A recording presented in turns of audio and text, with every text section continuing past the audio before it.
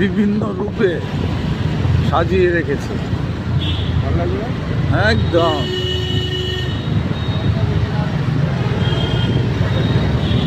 এক এক জায়গার পরিবেশ এক এক রকম। এই তোর হাওড়ার থেকে এই রোডটা ধরে আসতে হয়।